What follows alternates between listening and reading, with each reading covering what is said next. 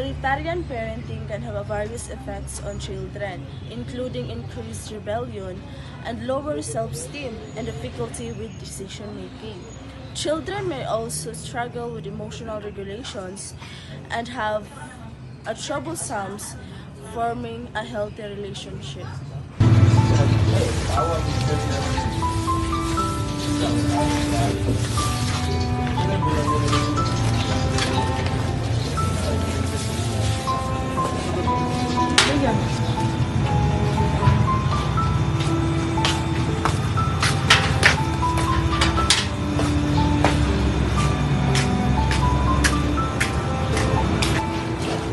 Saan ba mga kapatid mo?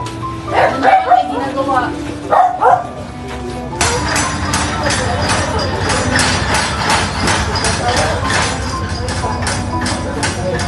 Mamaya na yan, kuhain muna tayo. Ano sabi ni Papa Sis? Hindi ko alam. Punta natin. Hindi, kuya, kumain na tayo.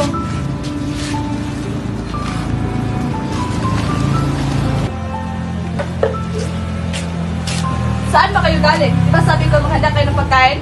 Ta? Ano? Di kayo sasagot? May tinapos lang po kami. Kuya, natapos mo na ba yung project mo? Di pa nga eh, gagawin pa natin. May pera ka. Marami kasi kami mabayaran ngayon. Wala nga eh, pwede ba tayo makahingi kita pa? Ano? Di ba kayo kakain? Umayos kayo.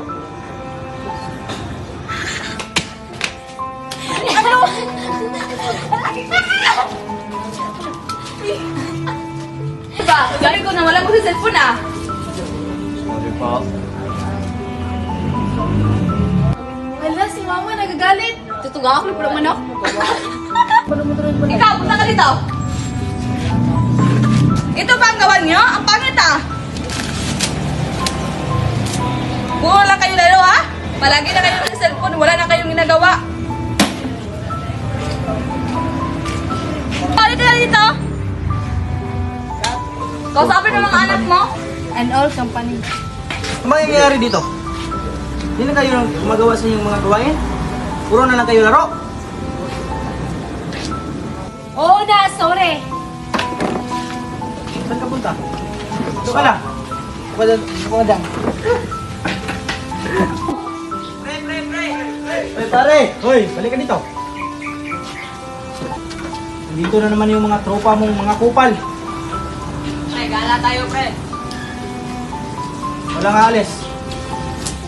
Tara pre, gano'n muna tayo.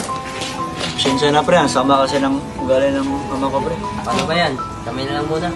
Sige pre, susunod na lang ako. Sige, pre. Sige, pre. Sige. Dito mo Mag-ingat kayo pre. Sige, pre.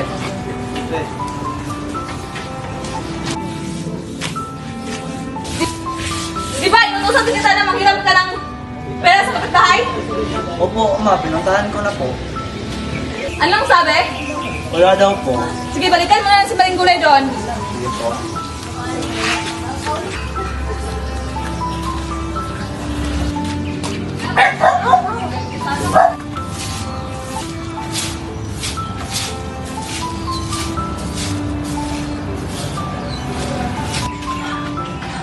Maring Gulay, manghiram nga po ng pera si mama.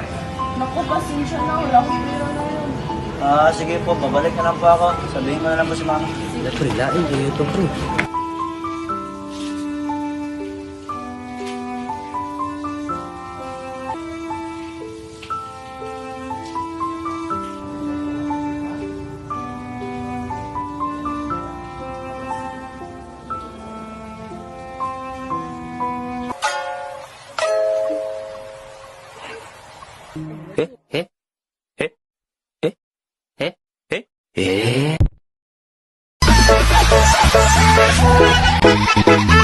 Siete.